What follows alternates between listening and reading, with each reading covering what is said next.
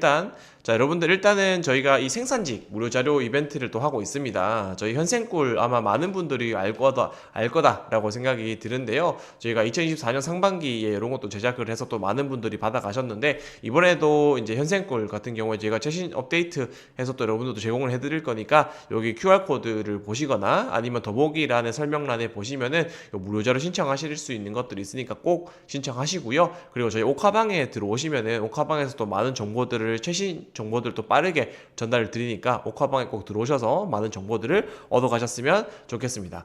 그래서 본격적으로 한번 이야기를 해보려고 하는데요. 여러분들 현대자동차 모빌리티 기술 인력, 즉 생산직이죠. 이 생산직 같은 경우에 자기소개서 문항이 일단 어떻게 될지에 대해서 뭐 예상을 한번 해보자면은, 아마 저희가 2023년도와 4년도에도 바뀐 게 전혀 없었고 글자 수만 변동이 되었었기 때문에 이번에도 아마 동일하게 나오지 않을까라고 생각을 해봅니다. 그래서 기존과 동일할 것으로 예상이 되고, 글자 수 같은 경우에는 조금 변동이 있을 수 있다라고 말씀드릴 수가 있겠습니다. 그래서 이제 상반기 같은 경우에는 이제 700자, 600자, 700자 해서 총 2000자로 나왔었고요. 아마 이번에도 2000자 안쪽으로 나오지 않을까 싶긴 합니다. 그래서 물론 이건 어디까지나 예상이기 때문에 문항이 변동될 수도 있겠지만, 변동이 된다 하더라도 결국에는 이 현대자동차도 그렇고 기아자동차도 그렇고 직무 역량 중심으로 채용을 하겠다라는 것들을 놓고 봤을 때에는 어떤 문제 해결 능력이라든지, 그리고 어떤 협업 능력이라든지 팀워크라든지 이런 부분들을 중점적으로 평가하고자 하는 부분들이 자기소개서 문항으로 나올 가능성이 높다라고 보시면 되겠습니다. 그래서 여러분들이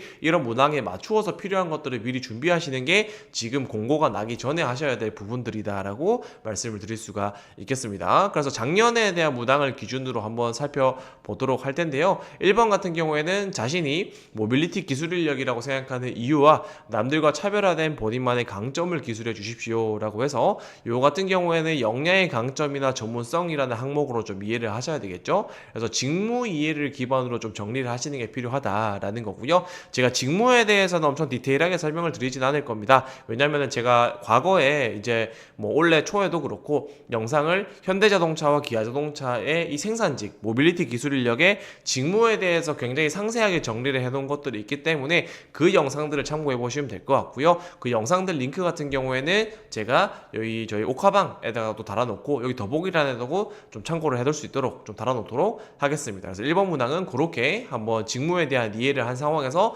나는 어떤 역량을 가지고 있는 사람일까라는 것들을 나의 과거 경험이나 경력 같은 것들을 얘기를 해주시면 좋겠다라는 겁니다.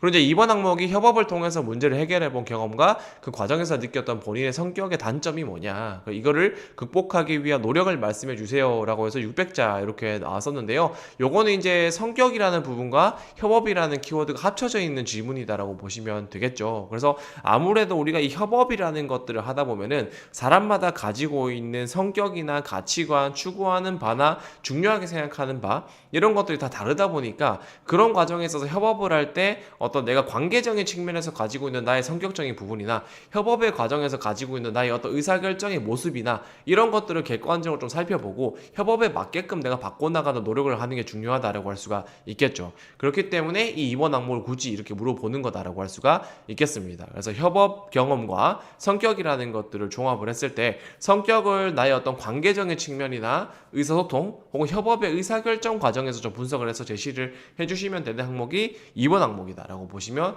되겠습니다. 자, 그 다음에 이제 3번 항목인데요. 3번은 스스로 목표를 설정해서 달성해 나가는 과정에서 겪은 어려움과 이것들을 극복해낸 방법이 뭐냐라는 것들을 물어보는 항목이었는데요. 이거 같은 경우에는 대표적인 경험 제시형 질문이죠. 그래서 도전적인 경험 혹은 힘들었던 경험, 이런 것들을 물어보는 항목이다라고 보시면 되겠습니다. 그래서 이런 항목들 같은 경우에는 여러분들이 단순하게 경험적인 부분들을 제시하는 것도 중요한데, 그런 경험을 하나 제시하고 끝내는 게 아니라 그런 것들을 어떻게 내가 극복해낸 방법을 또 구체적으로 제시를 해주셔야 되고, 그걸 통해서 내가 어떤 태도와 지혜, 자세 이런 것들을 가졌는지에 대해서 의미부여를 해주시는 게 훨씬 중요하다라고 할 수가 있겠습니다. 그래서 여러분들이 이런 경험들을 제시를 하시되 그 경험에서 나는 어떤 태도를 가졌냐, 어떤 역량을 확보했냐, 어떤 자세를 확보했냐 라는 부분들을 조금 더 집중적으로 좀 정리를 하시는 게 중요한 항목이 이제 3번 항목이다라고 보시면 될 것 같습니다. 그래서 이제 뭐 과거 자기소개서 항목과 똑같이 아마 나오지 않을까라는 게 제 생각인데, 일단 이렇게 나왔으면 뭐 좋겠다라는 것도 있겠지만,